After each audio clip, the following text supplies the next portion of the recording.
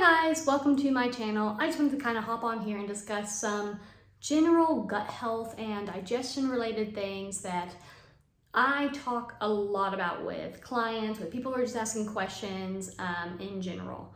So a little bit about my background. I typically am known as that little buff chef online, but my studies are actually in clinical nutrition, culinary management, functional nutrition as well. So I've kind of gone all the way around. I also have yoga certifications, personal training.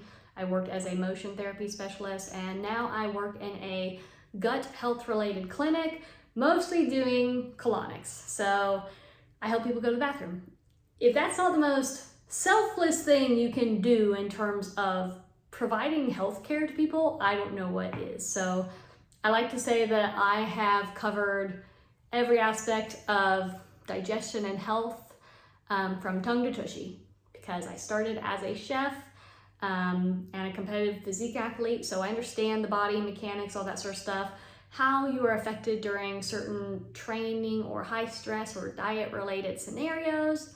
I've had hormonal issues. My own are very independent. I tend to be an outlier, which I'll discuss more on another episode, another video. But it is something that I'm also very familiar with, whether that is related to stress, lifestyle, medications, hormonal changes in general related to your diet and your physical, where you're at in life in terms of leanness, and some other very clinical based reasons as well.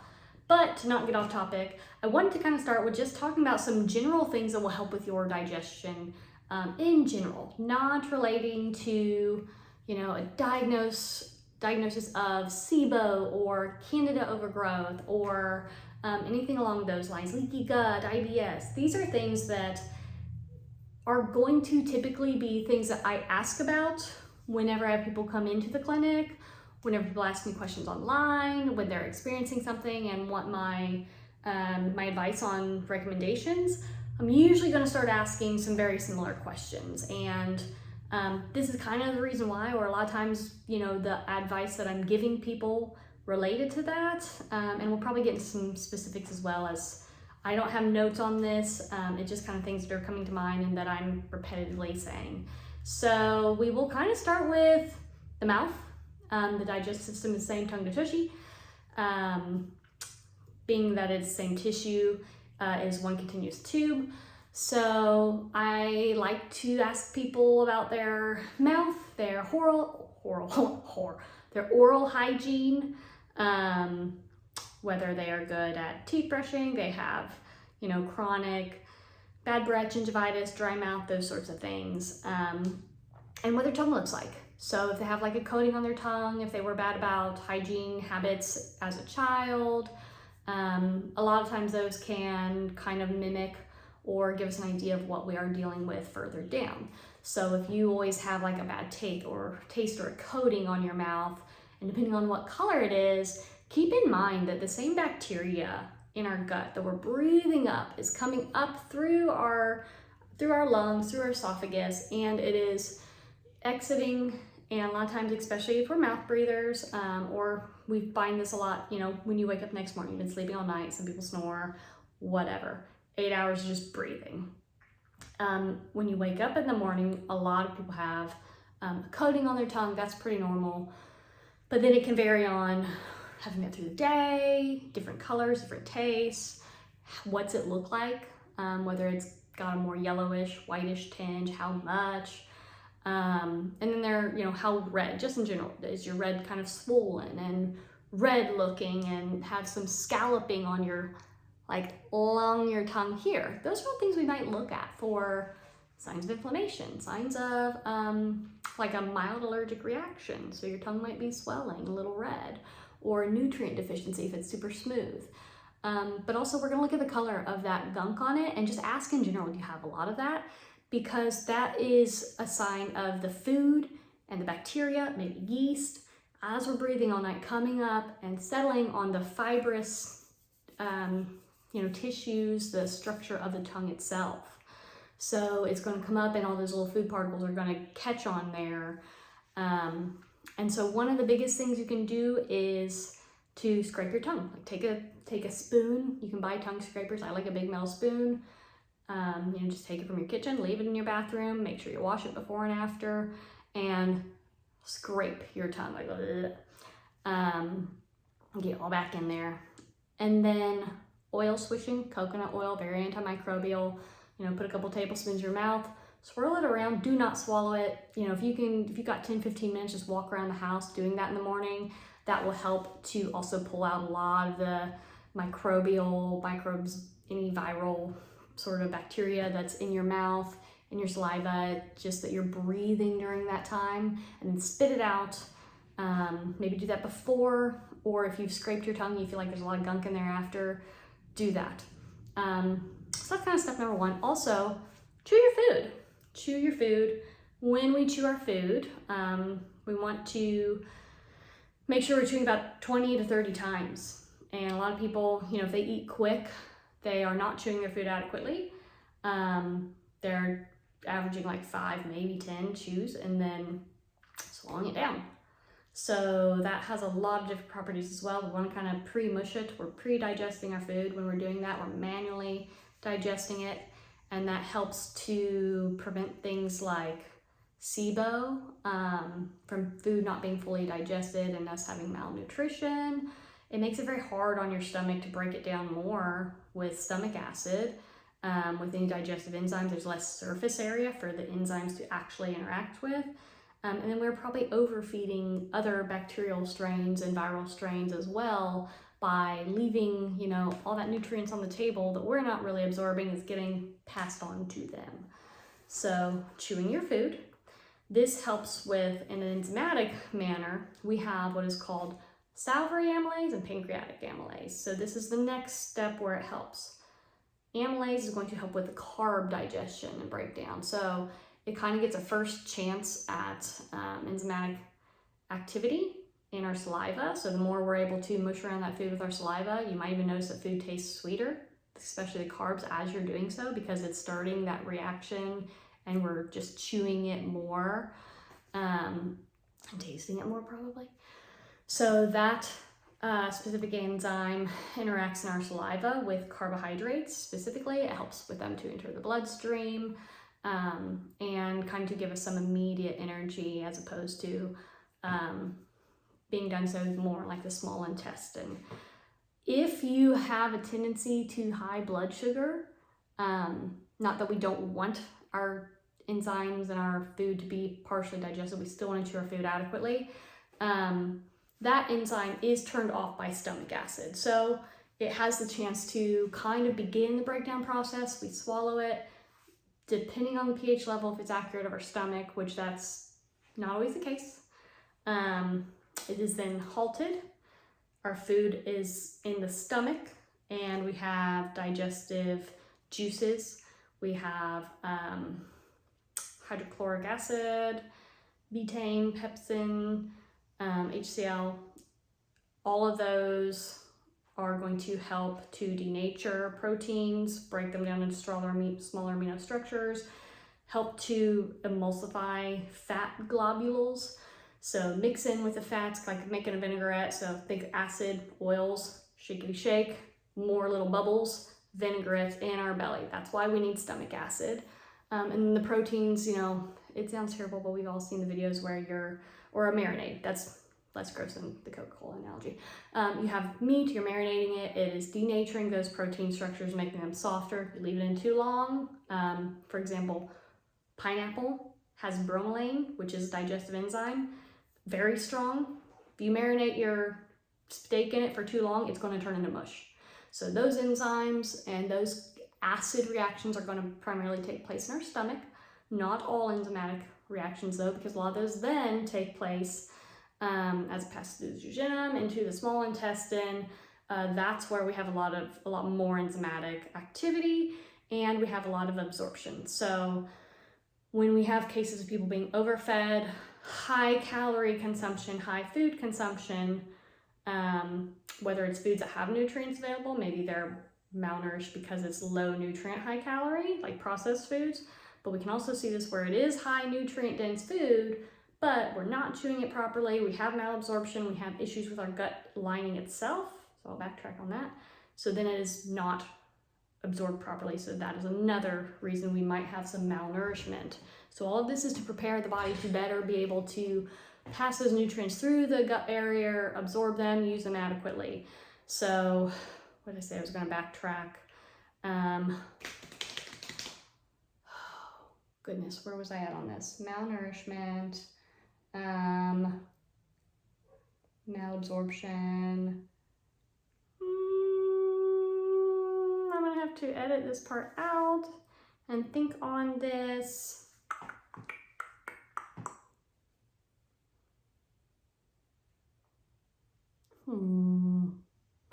So I'll just kind of go off where I was going with that. Now I remember. So the other process of having stomach acid and chewing our food and, you know, making sure that we're adequately doing so and it mixing in the stomach, our pH levels and our acid levels, if they're too low, they're not also sanitizing our food. That's what I was getting at. So not only are we looking at digestion itself, we're looking at the sanitary process of the acid on the foods. So a lot of times when we have people come into the clinic for their colonic, which is hydrotherapy, cleansing of the colon, we advise that they consume proteins, not too many starches during the time, sugary foods, and cooked vegetables. A lot of the reason being is they are much easier to digest, and during that time there is an insult to the colon. Maybe it's a little irritated already, maybe there's, you know, some bacteria present already, and, you know, we are lowering gut colonies that are good and bad as we are irrigating the system. Maybe we're exposing tissue that is very sensitive and tender and, you know, has a higher susceptibility of infection. So we do want to be aware, and it's just tired. Your gut is tired. Your intestinal tract is tired. We put it to work, and maybe it hasn't been working much for a while. Maybe you have slow motility. You're constipated. You're not going much. You've been caked full. It's like, you know, it sounds gross, but picking a scab and then having that exposed tissue, the baby tissue, like we do want to give a chance to heal and not have to work as hard. There's also the case that raw produce and vegetables do have a higher risk of having, they're harder to digest first off because plants don't always want to be eaten. They have their own chemical weapons and tools that they utilize, and not everyone can digest them very well, especially if they have a weakened gut or immune system at that time. They're coming in for a reason. A lot of people should be coming in, but they also are suffering these same issues. So that's why I'm also covering these recommendations. So cooking the food, making it easier, kind of pre-digested. Cooking is a process of pre-digesting our food as well. It sanitizes it by using these high temperatures. It breaks down structures, makes them easier, and our body has to do less chewing, less chemical breakdown.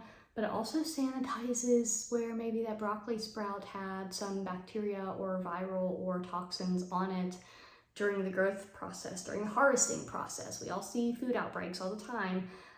That's not just the 1 or 2 melons and berries.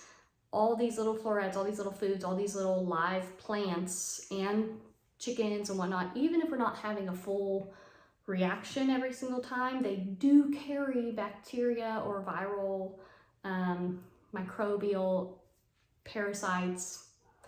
They do carry all these into our system, and if our stomach acid is low, everyone thinks they have high stomach acid. A lot of times it's low. We're not sanitizing foods properly. If we're sitting there drinking a drink the whole time during our meals, which you do want to drink water, you want lots of water, but we do also need to be mindful that while we're eating, maybe not drink as much fluids during that time, because we do want to make sure that we have adequate acidity. So we don't want to be watering it down and throwing off the pH balance. When we eat, you know, it does trigger our body to produce some of these chemicals, some of these acids, and we want that. So cooking our food during these times, whether it's you're more perceptible to these issues, you're going through, you came to see me for colonic, colon hydrotherapy, or you're just kind of dealing with a lot of this on your own, Maybe sticking with some leaner proteins, cooked vegetables, healthy, low, like non-inflammatory fats. A lot of these fats are also antimicrobial, which is great, like coconut oil, avocados are great, olive oil, they're gonna help lower inflammation levels too. And you're also not feeding starches, even some fruits, like sugary foods, to possible bacterial strains or probiotic strains that are not favorable at this time, because we want to try and swing that balance. We don't want yeast and candida too much. They're all present, but we don't want overgrowths. So that, we backtracked back up to the stomach, another reason for that, and chewing your food and da-da-da-da-da. So small intestine, that is where we are going to see a lot of the nutrient absorption. That's where we're going to see, ideally, nutrient absorption, enzymatic reaction. Our body is going to be more able to absorb the nutrients that we take in, the vitamins, minerals, the actual macronutrients in that area of our body. We need to make sure we have good pancreatic and liver health, that we're able to produce stomach bile, stomach acids, enzymes, and those are some key players in that as well. So things that will help with that and supporting those systems, whether that's through a supplement like HCl, betaine and pepsin, or ox bile, or lemon juice and apple cider vinegar. Berberine is another good one. All those are just going to help in some manner of either glucose regulation, support the liver, antimicrobial properties. If you're really concerned about parasite and microbial, there's other herbs and tinctures that are going to address that very directly. They're going to use more things like neem and oregano oils, wormwood, marshmallow root, slippery elm. You'll see tinctures that have a blend of all these thyme oil, oregano oil. Those are very strong. So there are tinctures that are specific for that, and those are for very specific tasks.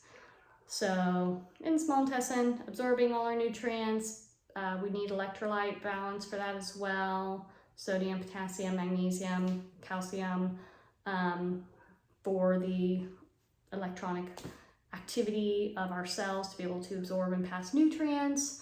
Foods are then going to pass into our large intestine, and ideally we're basically just dealing with fiber, water is being reabsorbed, bile is being reabsorbed, some hormones are reabsorbed in the gut lining, maybe some levels of some cholesterol. Fiber does help to pass some of that. So maybe we don't want to absorb the estrogens, the phytoestrogens, the false estrogens. We are having some issues of hormone imbalance, maybe cholesterol. So our body can have excess cholesterol that's not good. So cholesterol does have a job. We do need it in our bodies, but maybe there's a bit much and it's not very active or bioavailable. And that kind of helps to flush it out and produce new, fresh, which helps to produce stomach acid and bile and help with digestive process and, moving nutrients around, all that sort of stuff. But that does help lower it. So fibers, we want water to be reabsorbed in our large intestine back into the system as it's helping move things along, so at an appropriate level. And a lot of that has to do with the speed, the rate of motility, whether it's too fast or too slow, how much bulking matter is there, too much, too little.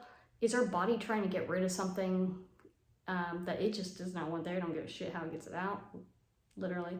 And that's when you have those scenarios of just undigested food, diarrhea, get it out of me, or issues of constipation. We're not moving it enough, we're getting dry and hard, we're reabsorbing a lot of those toxins, whether it's from supplements we're taking, prescriptions, lifestyle habits, staying very high stressed. We're not in that rest and digest state, we're in that fight or flight state. Maybe our circadian rhythm's off. Maybe, with hormonal changes, like changes in progesterone and estrogen. A lot of women deal with this whenever they're going through menopause because their hormones are changing. And those have an action and a kind of a relaxing effect on our intestinal tract as well, depending on what time of the month it is. And, whether we need a bit more of like our body's own painkiller to relax during cramping, or whether we need that cramping to shed uterine lining, it also is going to affect our gut as well. So whether we are having hormonal imbalances not related to that, and they are not in, sync with the appropriate needs of our body, we can start to see constipation or diarrhea related to that. Too much fiber, artificial sweeteners, artificial ingredients in general that are either overfeeding bacterial populations, overfeeding certain strains, or if we're just eating the same foods in general, we're not eating too much variety, we're going to only feed certain strains. And so those are going to be the only ones that populate our gut. And that can drive cravings. So if you're having sweet cravings, it can be related to glucose regulation, your cells not adequately, them being insulin resistant or not adequately taking in the glucose as is needed, whether it's there or not. That can be related to stress too. Or it can be a nutrient deficiency. So maybe we're not absorbing vitamin D and chromium as adequately, or producing adequate digestive enzymes and insulin itself for those functions to take place.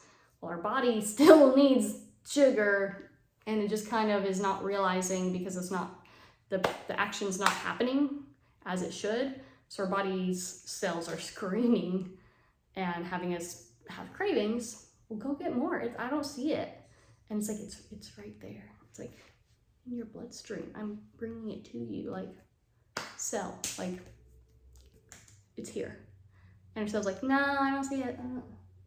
No, go get more.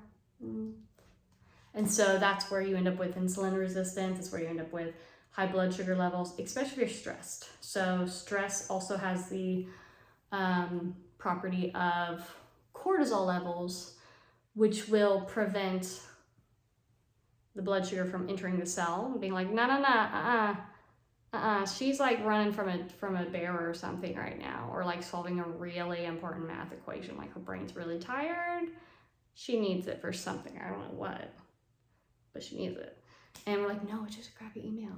And it's like, nah, I think it's a bear, pretty sure it's a bear. We're like, no, it's just a really crappy email, and they want these documents now, and they want these spreadsheets now, and it's Friday night. And our body's like, it's a bear.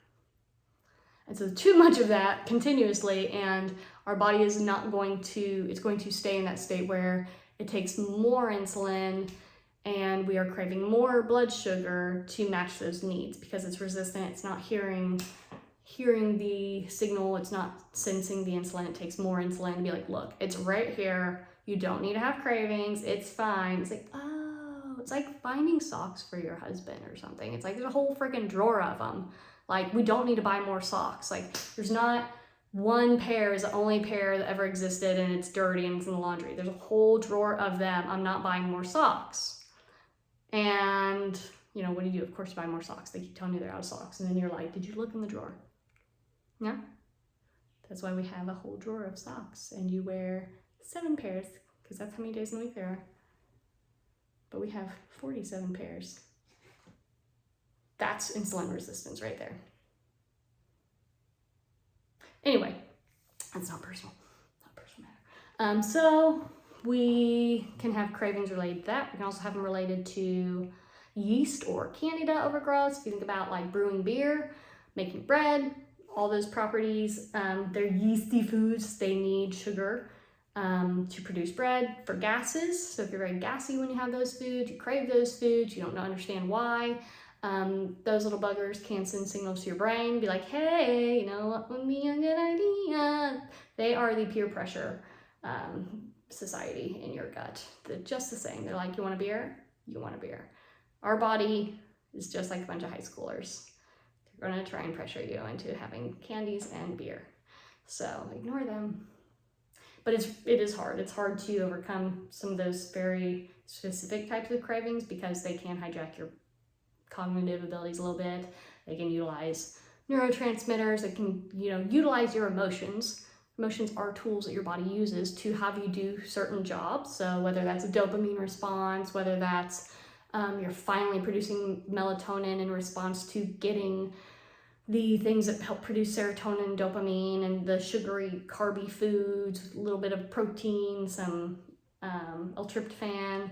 Now we're content and we're gonna take a nice cozy nap and we're gonna feel comforted.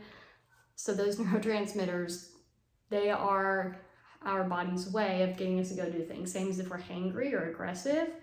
Back in the day, if you were going to hunt down a gazelle or just, be neurotic about finding some frickin' berries, you had to be a little irritated and agitated and stressed to get up and go do it to stay alive. So some of those less ideal or fun emotions that people experience are good at certain times of the day in certain amounts. So, you don't want to just lay in bed and be like, I think I could eat, I don't know. I think I could do stuff. I guess I could go to work, I don't know. No, we have to have a need for it. We have to be a little stressed about it, a little, if we really screwed up and didn't go do it and now our fridge is empty, like, you're gonna be a little irritated when you're going to the grocery store at, weird hours and your kid is screaming for milk. Like, those are drivers. You have to care, whether it's good or bad. It makes you have some intensity and go.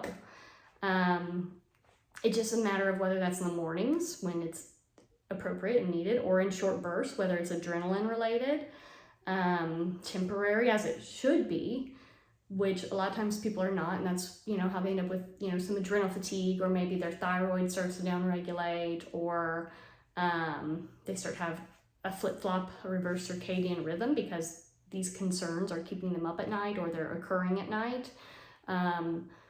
So as your cortisol levels, they should be higher in the morning, get up and don't be lazy, go do stuff. And then everything else kind of mimics and tapers it. Melatonin's, 12 hours later-ish and produces in the evening. Serotonin produces about the same time, begins production middle of the night so that we wake up, we're like, yee. And our hormones will follow that pattern too. They are what is considered diurnal. So your DHEA and your progesterones and estradiol's and the different estrogens, they're going to not only follow a monthly, but a daily cycle and pattern as well. They're all over the place, there's bonkers. And those all, of course, are impacted by our gut and whether we are absorbing some or not all, or things that look similar to what our body is producing. So maybe it's not absorbing estrogens, but there are phytoestrogens or estrogen mimickers, so things that look close enough structurally to mimic those hormones. They can be absorbed through the gut, and then our body doesn't produce its own levels of that hormone as well as the ones that are in an appropriate ratio, and that can throw your hormone levels off as well. So a lot of this all comes back to your gut. What is it absorbing? How healthy is your gut tissue? Is it covered in a thick, gunky plaque or an unhealthy mucosal barrier? Is it a thick mucus, same as your nose, that's full of crust and buggies and toxins and all the 18 medications you've taken for the past 5 years that your doctor didn't cycle you on and off of? Have you taken a lot of antibiotics? Because those antibiotics are going to directly impact your gut microbiome. Muscle relaxers, all these things, they're all going to impact your gut and your ability to go to the bathroom, and it's oftentimes going to present itself in all kinds of fun ways, like bloated, water retention, weight gain, constipation, diarrhea, eczema, itchy skin. If you're not going to the bathroom, it's got to come out somewhere. So your skin is it has its own pH levels. They're going to be out of balance, and you're going to have toxins that are being released through your pores, because they need to get out. Your lymphatic system is going to be burdened. All these things are going to not be able to function in a homeostatic manner. Of course, there are things we can do, and it is very independent based on your needs. Whether someone needs a certain supplemental enzyme to help break down those foods, or whether they need more of a specific probiotic.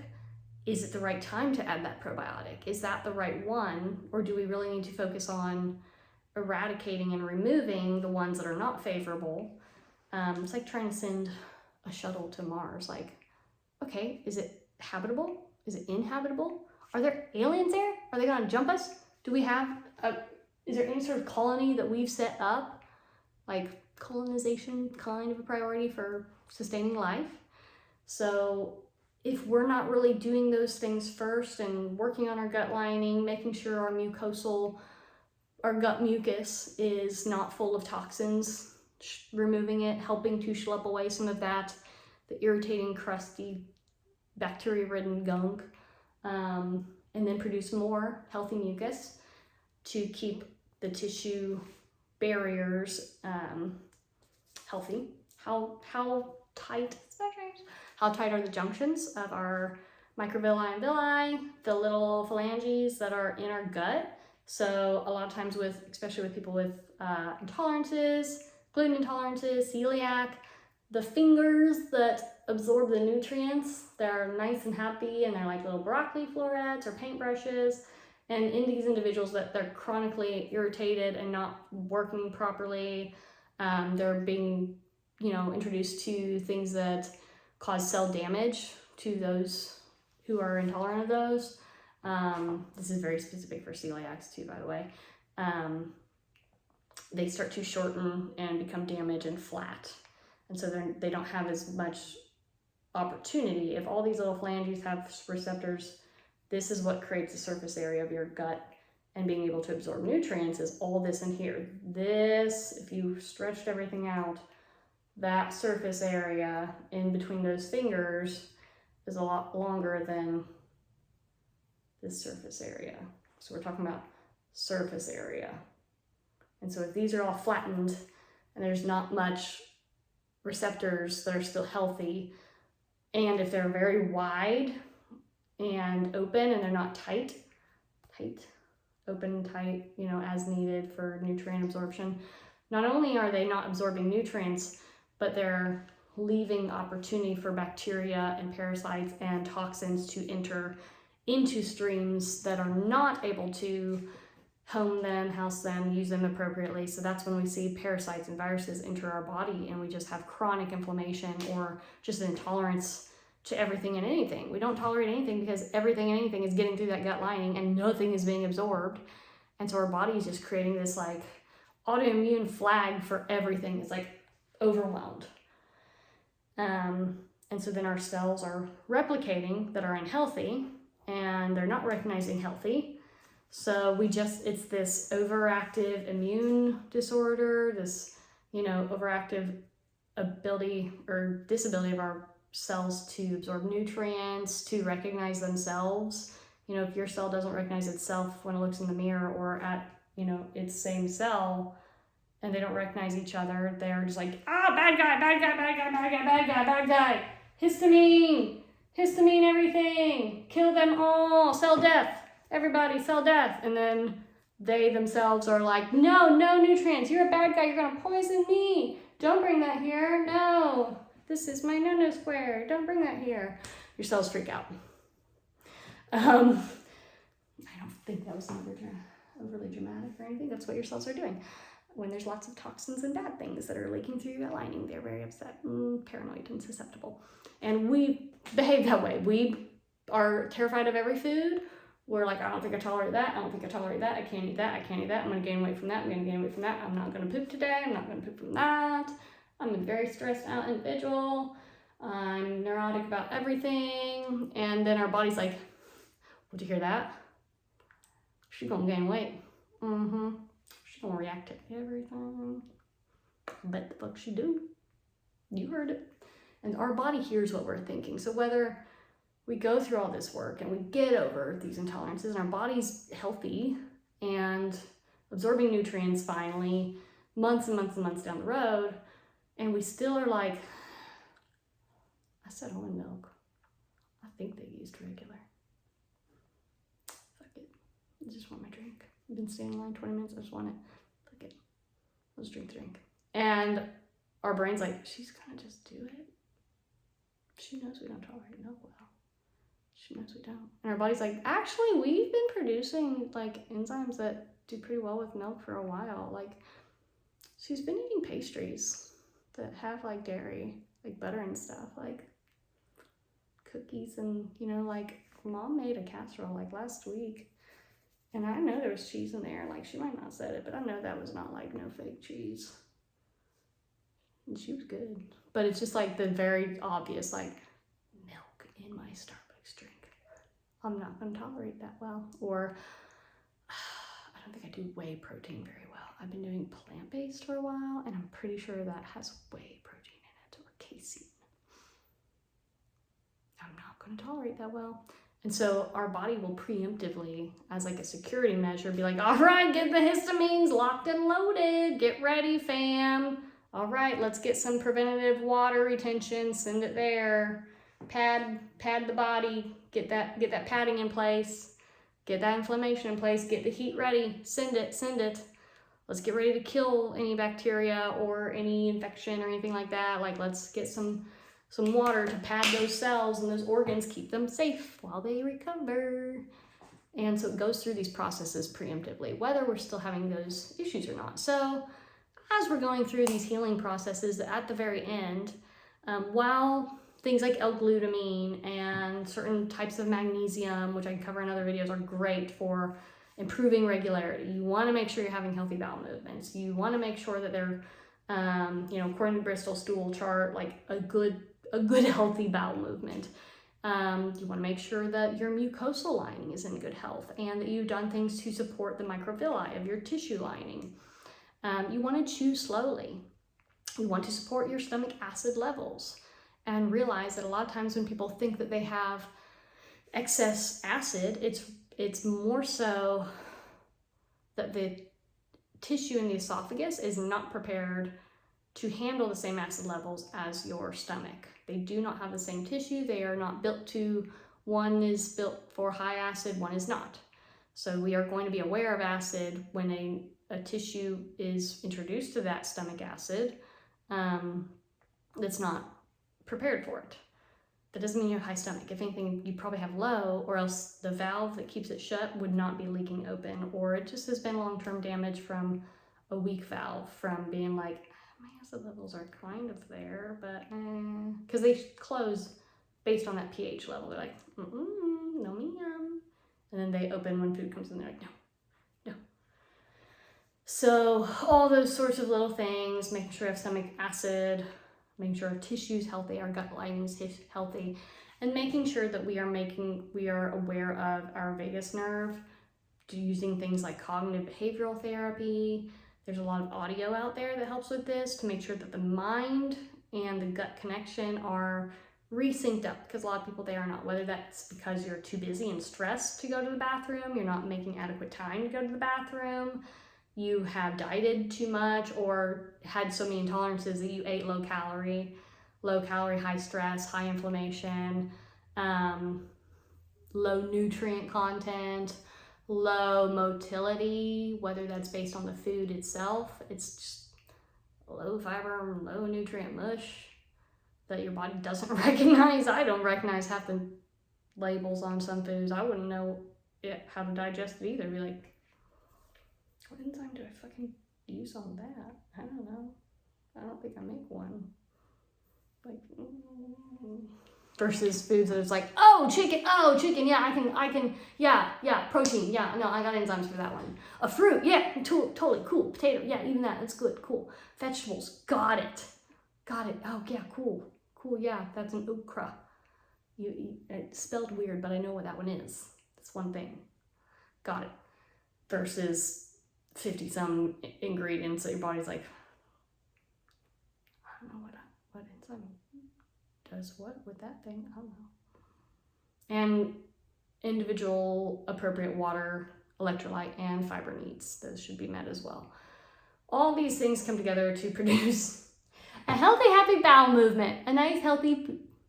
And it sounds terrible, but that's what we really need to be talking about, what we really need to make sure we're having. If we're not, guess what? All that yuck and crap and poop, it's staying in you, and it's either overfeeding bacteria that are just having a party, especially if you didn't chew it adequately. They're like it's like an Uber delivery to like bacterial overgrowth.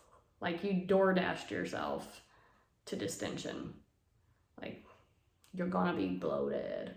have a big old gut. Or, you know, just water, drinking enough water, but also with electrolytes, or else it's going to just keep reabsorbing, but it's not going to carry any nutrients, and you still can have like very hard stools that are not moving, even if you're drinking a lot of water, because there's something else somewhere else that's, whether it's motility, it's been, you know, overuse of stimulant-based laxatives or antibiotics and things that slow motility, hormones, muscle relaxers. Your gut is relaxed. It's a muscle. It'll respond to those muscle relaxers, all those sorts of things. So these are all the things that I get to ask people and talk to them about and make recommendations based on all those findings. A lot of them are simple lifestyle things, like whether or not to cook vegetables, chew their foods properly, water and electrolyte consumption, whether we should or should not be having carbs right now. But I don't want people to be scared of carbs. It's just while we're dealing with if they have a like bacterial overgrowth or their gut's just tired. If they come in for a colonic, if you are having one of those treatments, just understand that during the irrigation process, you're going to experience muscle stimulation and motility and peristalsis. Some people have paralyzation of the gut somewhat itself, so they're not experiencing that signal to have that non-voluntary smooth muscle contraction, because it's very much related to the vagus nerve, and it's not voluntary. We can't flex it, but consciously. But you might leave your first session feeling inflamed, holding water like you did a billion crunches.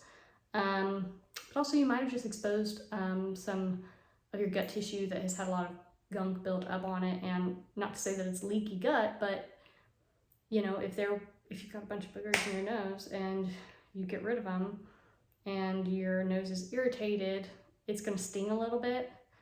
The thing I like to tell people is if you had an abrasion on your skin and you put chicken and mustard and dairy on it and you reacted, it didn't feel good, that doesn't mean you're necessarily allergic to chicken, mustard, and dairy. It means you have a wound that's exposed that you just put chicken, mustard, and dairy on. Like, you could put a whole lot of things on it and it's still an open sore. Like, it needs to heal. So you might experience some of that during your first session, but you might see improvement during your second and third. You might experience a little bit of like a slow motility still, maybe feel like some constipation, or not go directly after, because it's like when you see traffic moving and there's like cars sitting there, car, and the first car's going, well, this guy's still sitting here and all the guys behind him are still sitting here because he's just not paying attention, and then they all start going. It's not everything moves at once. So give it a day or two, you know, go for multiple sessions. It's like a lasagna pan. You're hydrating gunk that may have been there for a very long time. Let it soak and then try to clean it again the next day and see if it's any better. And over time, you'll begin to allow for those areas to heal because they are, you know, you've cleaned a wound. You have fresh baby tissue. Be mindful of what you're eating during that time. You also have less bacteria present possibly because you've removed good and bad. But we do need to make sure that we are allowing for those good ones to favorably, you know, come up and not just like, yeah, party with bad guys again. And we've lowered the good ones. And now the hardy, because we do need some, you know, we do need some yeast, candida, like certain strains. We still need a ton of them. You know, we want to give everyone an equal opportunity to produce adequately, and a lot of it's based off of our food choices. So still make some healthy choices to encourage the ones that feed on those healthy foods to populate your gut. If you're not eating healthy foods, there's no reason for them to be there. There's no job for them to do. There's no job security. There's a lot of job security for if you're eating a bunch of like junk food for bad bacteria. So I'm gonna put a pause on it there. If you have any questions, my name on Instagram is still That Little Buff Chef, but as I like to say, I have gone from tongue to tushy and everything in between. I work with a lot of athletes, a lot of post-show athletes, but I also work in health clinics and with people who are having immune-related or gut health-related conditions. So I'm open to answering any questions. I can send some food recommendations. I don't write a ton of recipes. Being a chef, it's like, no, I don't need them. I can just wing it. I don't have to follow a recipe. So we tend to not write them as much. We just cook. It's like, you know, a dancer's not like, oh yeah, I've got like all this choreography. It's like, they dance. Like they can learn and follow choreography, but are, you know, choreographers are the ones who are really making it. Dancers they're just awesome at dancing. Musicians can, you know, impromptu play and follow another musician because they understand music theory. But I can still help you on what food selection, how to read nutrition panels based on your needs and help you troubleshoot in that regard. I'm not a fan as much of just like, oh yeah, here's a meal plan, here you go, like deuces. I want to educate people. I want you to learn like, well, why would I select these foods for you? Why would I make these selections? Why would I have this meal timing? Why would I have these macros for you? I would rather educate you on why I'm asking you what questions, why I'm thinking about, you know, the answers I've got and making these decisions, so you're not going to stand there with analysis paralysis when you can't find everything, or you ran out of groceries, or you're at a wedding and they don't have, you know, meal 3. So that's what I like to do, what I favor now. So I can make recipe recommendations based on that. I can just help you learn. I want people to learn so that, you know, I hate to say they don't need me as much, but I'm not afraid of them not needing me because there's always need for this stuff, fortunately and unfortunately. And having gone through a lot of it, I have a bottomless well of empathy. Like, I help people poop for a living, partially. I talk to people about it. That's not the most selfless thing that anyone could do. Find me someone else. So it's not about the money. It's just, I really just want to help people. And I'm hoping that making videos like this, where I'm covering a lot of things that people ask a lot of questions about, is going to be more helpful. And if you have any specific questions, maybe I mentioned a supplement just in passing and you want to know more about that, or it's like, okay, like 20 minutes ago, you hit something that is like me. I need you to go back to that. Cool.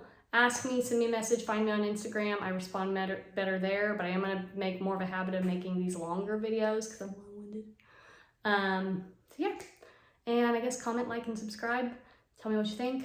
Tell me what's good. Okay, bye guys. I'm gonna hit the button now. Bye.